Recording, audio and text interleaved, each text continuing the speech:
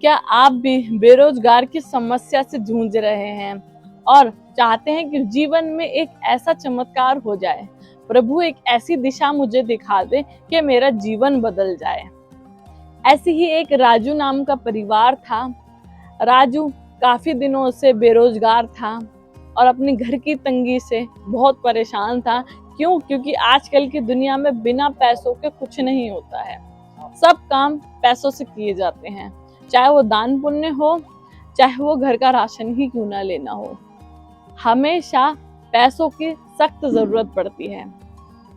बाबा शाम के दरबार में राजू जाता, डेली सुबह जाता और बाबा शाम से प्रार्थना करता है कि बाबा कुछ ऐसा चमत्कार करो कि मेरे घर की सारी समस्याओं का हल हो जाए और मेरी जिंदगी बदल जाए।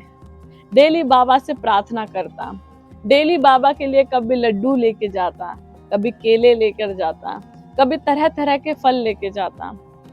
डेली बाबा से प्रार्थना करता कि बाबा अब तो बहुत हुआ, अब तो कुछ करो। पर उससे विश्वास था, एक बाबा शाम पर भरोसा था कि आज नहीं, कल नहीं, परसों नहीं, बाबा मेरी एक ना एक दिन जरूर सुनेगा।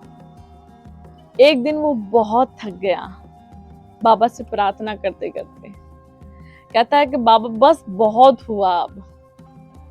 रोता रोता बाबा के दरबार में जाता है और बाबा से प्रार्थना करता है कि बाबा बस बहुत हुआ, अब नहीं आऊंगा मैं, बहुत आपने मेरी परीक्षा ले ली, अब नहीं सहन होता मेरे से।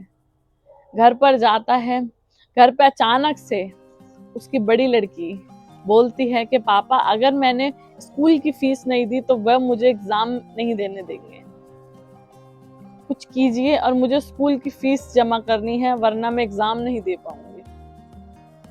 राजू गुस्से में होकर, थोड़ा सैड होकर कि मैं करूं तो करूं क्या, इस जीवन से तंग आकर वह घर से बाहर निकलता है।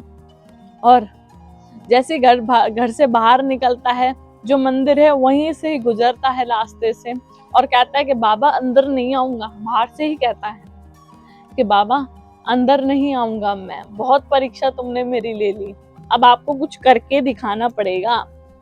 जैसे ही मंदिर से थोड़ा सा आगे वह निकलता है, तभी एक व्यक्ति की गाड़ी खराब हो जाती है।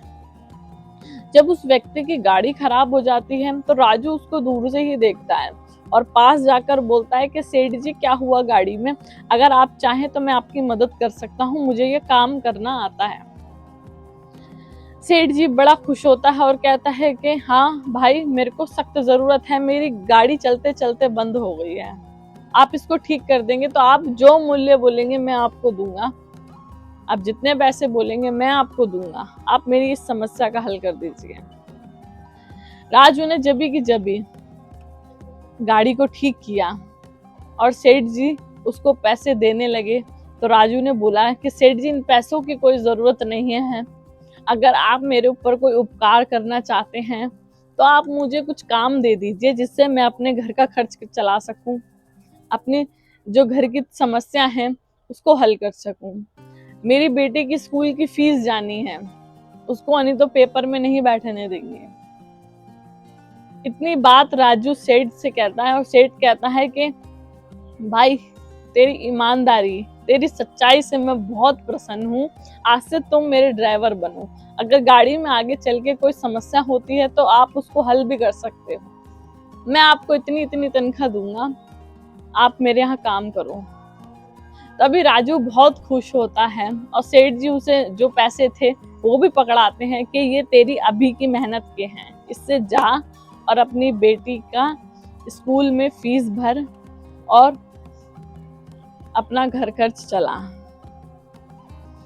कहते हैं कि उस दिन राजू जैसे ही सेठ जी से पैसे लेकर उस रास्ते से निकलता है, फिर वो बीच में मंदिर आता है बाबा शाम का और बाबा शाम के दरबार में जाता है और कहता है आज मैं मंदिर नहीं आया तो तेरे को मेरी इतनी याद आ गई, मैं डेली मंदिर आता हूँ जब तू मेरी नहीं सुनता, आज मैं मंदिर नहीं आया, बाहर से ही जा रहा था तो तुझे मेरी याद आ गई, तूने मेरी प्रार्थना सुन ली।